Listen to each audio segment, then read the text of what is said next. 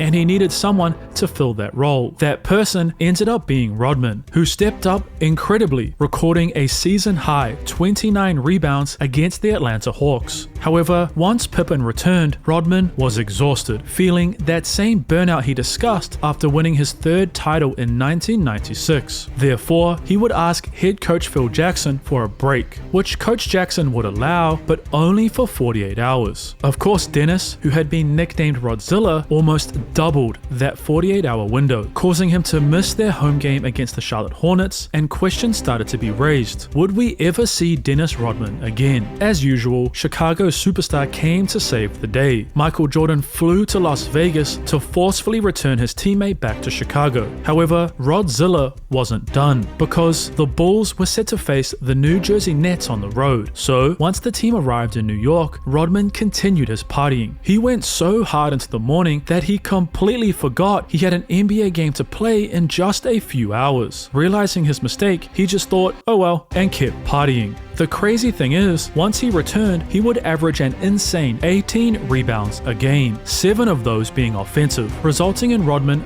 winning the rebounding championship for a record-smashing 7th year in a row. Rodzilla's break clearly worked. The Bulls ended the season with 62 wins, and despite the Indiana Pacers giving Chicago a heart attack in the Eastern Conference Finals, the Bulls were back in the NBA Finals for a rematch against the Utah Jazz. So, did Rodman continue to charter private jets to go to Las Vegas between games? Well, he did fly somewhere, because after their dominant 42-point Game 3 victory at home, Dennis would head back to where his NBA career began, for wrestling? There are some things worth missing practice for, brother. And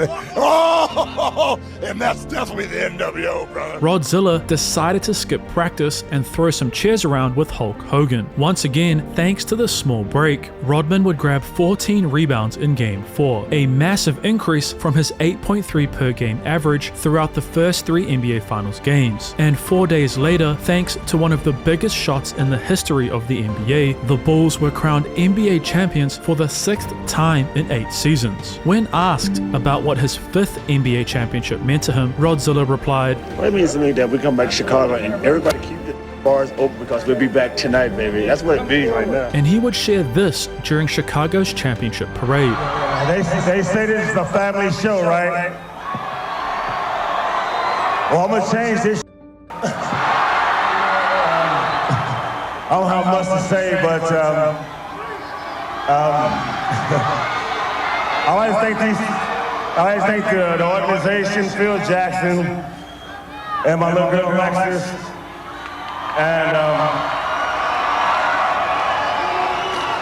I've always told myself I'll never ever get married, right? I'll never ever have a wife.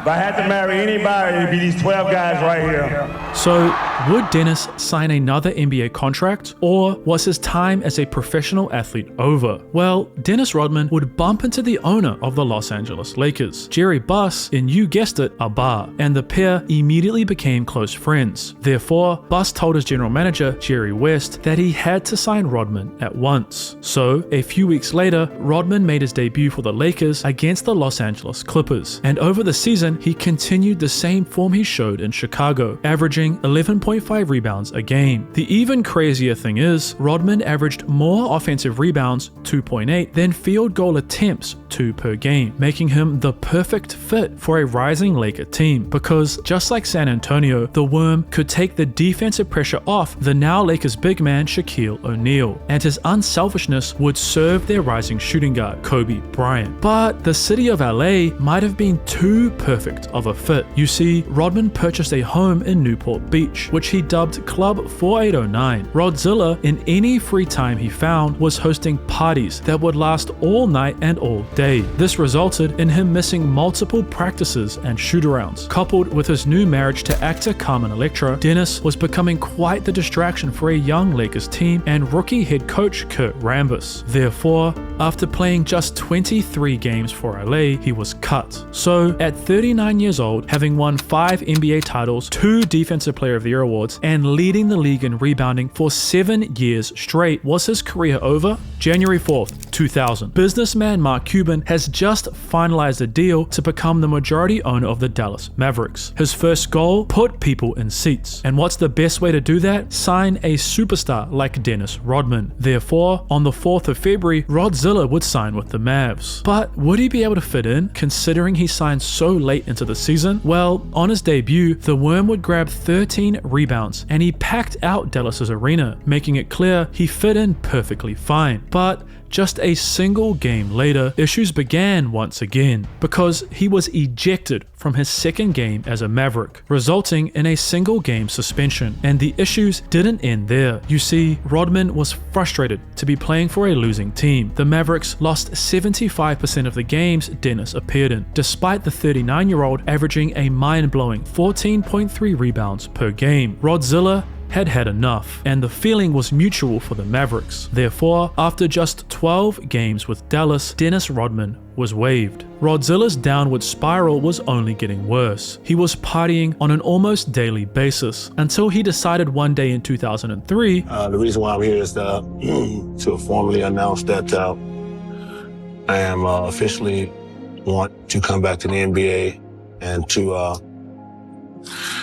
to basically finish my career the way I want to. While most 42-year-old ex-NBA players wouldn't even get a single chance thanks to his connections with Phil Jackson and Chuck Daly, he was offered a $10,000 per game contract with the Denver Nuggets. However, after another big night out partying, something terrible would happen. Rodman had met a man who had just purchased a new motorcycle, and Dennis had to give it a ride. So, in the early hours of the morning, in an empty Las Vegas parking lot, Rodzilla began riding recklessly, and just a few minutes later, disaster struck, as Rodman lost control of the bike, hitting a curb and sending it flying into the air, only for the motorcycle to come crashing down on his legs. The former NBA star was rushed to hospital, where he required over 70 stitches to put his leg back together. While 99.9% of the world would head home to rest after something like that, Dennis just kept partying, not even bothering to change out of his hospital gown. News of this would land in Denver's front office, resulting in... We were still kind of toying with the idea. And then, of course, Dennis had a few brushes with the law. And I think that really kind of threw cold water on everything for us. Despite blowing his final chance to play in the NBA, Rodman was inducted into the Basketball Hall of Fame in 2011, finishing his career as arguably the greatest rebounder of all time. And when you consider his off-court actions, it's mind-blowing that he actually made it to the games in the first place. Also,